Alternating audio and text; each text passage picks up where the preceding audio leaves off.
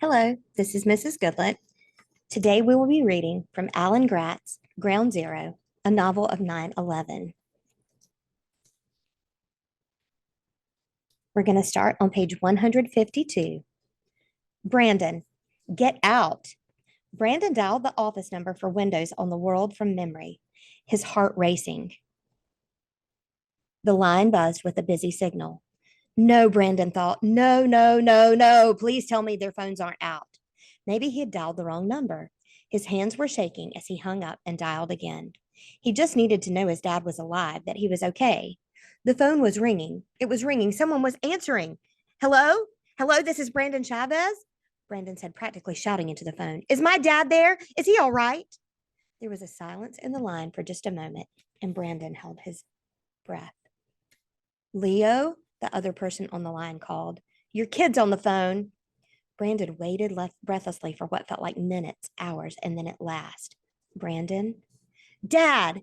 It was such a relief to hear his father's voice, to know after everything Brandon had been through today, after everything he had seen, that his dad was still alive.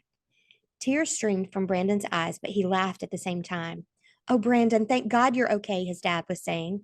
There was this sudden crash in the smoke, and I couldn't find you anywhere. I didn't know if you were alive or dead. Brandon sobbed. I'm sorry, Dad.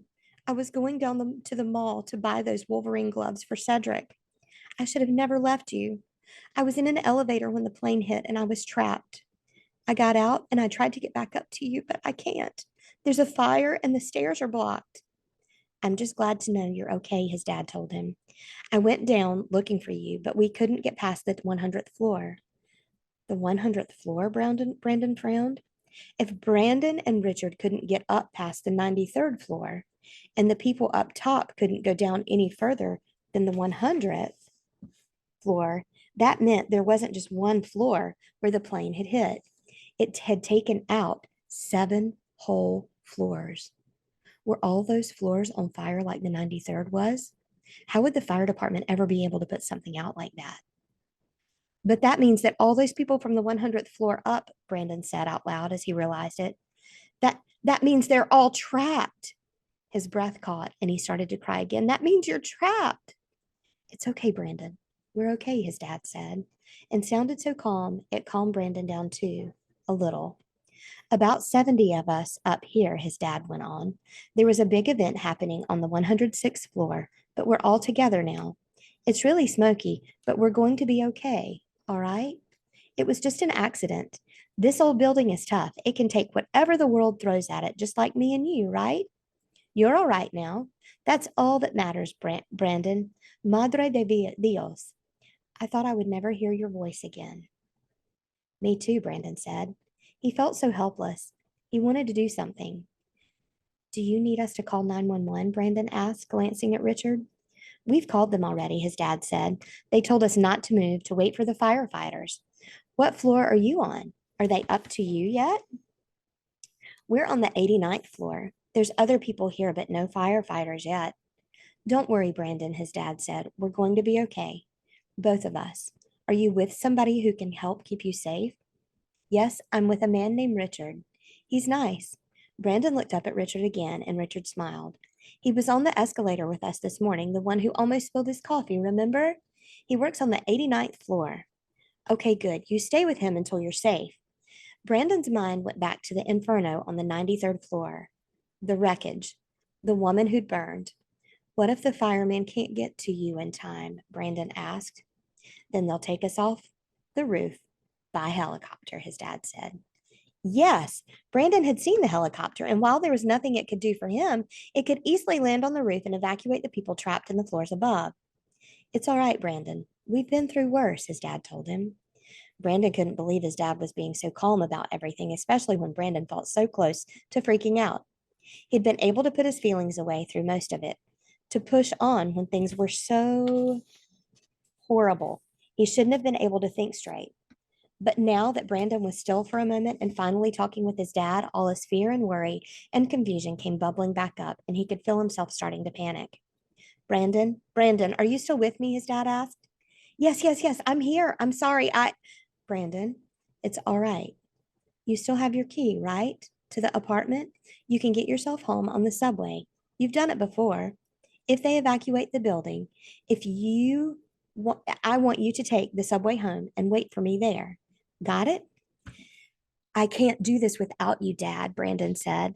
He was crying again, and he turned away from Richard and the others, embarrassed. We're a team. You always. Outside through the window, Brandon suddenly spotted something glinting in the blue sky.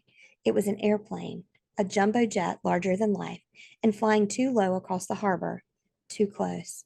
Terror seized Brandon at the sight of something that should not be where it was. Esther saw it too, and she gasped. The plane was coming right for them in the North Tower. Another plane, getting bigger and bigger.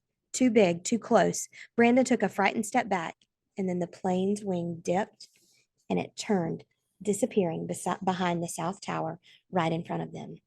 There was a dull boom, and suddenly a bright orange fireball erupted from the side of the South Tower facing them.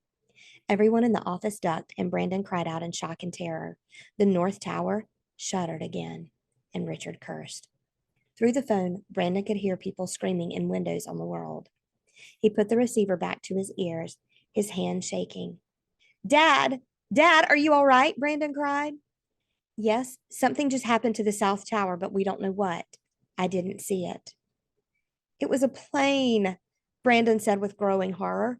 He didn't understand what he had just seen. Planes didn't fly into buildings, but he had watched one fly straight into the World Trade Center. Dad, a plane just hit the South Tower. There were more screams through the phone as people began to understand what happened. Richard stood back up and put a trembling hand over his mouth. Dear God in heaven, he whispered. Brandon, are you there? His father asked. Yes, Brandon said. He was still trying to process what he had seen, but he just couldn't make his brain accept it. For one plane to hit the World Trade Center, that was a terrible accident. But for a second one to hit the South Tower, Brandon, you have to get out of the building right now, his father told him. The calm in his dad's voice was gone, replaced by a breathless electric fear. As fast as you can, do you understand? Don't wait for the fire department. Get out. What? Brandon said, confused. Nothing made sense. What was happening? What was going on? Brandon, listen to me. You have to get out of the building now. I don't understand, Brandon said. He held the phone with both hands. Dad, I don't. Brandon, hang up and get out of the building as fast as you can, his father told him. This wasn't an accident. We're under attack.